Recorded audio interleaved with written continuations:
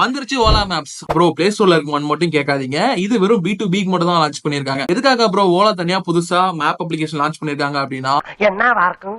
ஓலா கிட்டத்தட்ட 100 கோடி வந்து கூகுள் மேப்ஸ்க்கு மட்டும் ஸ்பெண்ட் பண்ணிட்டு இருக்காங்க.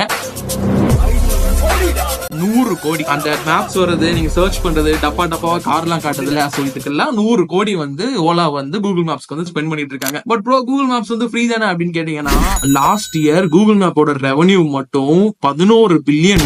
கம்பேர் பண்ணீங்கன்னா ஜோஹோ வெறும் $1 பில்லியன் தான் ரெவன்யூ, கூகுள் மேப்ஸ் மட்டும் $11 பில்லியன். ஜோஹோல கிட்டத்தட்ட 45 ப்ராடக்ட் இருக்கு, கூகுள் மேப்ஸ் ஒரே ஒரு சிங்கிள் ப்ராடக்ட் தான். சோ இந்த ஓலா மேப்ஸோட லான்ச் மூலமா நிறைய இந்தியன் ஸ்டார்ட் அப்ஸ் வந்து ஓலா மேப்ஸ்க்கு ஸ்விட்ச் ஆகிறதுக்கான சான்சஸ் இருக்கு.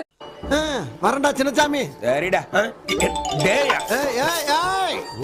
அதெல்லாம் நான் உன்ட்ட வேலை பார்க்கும் போது.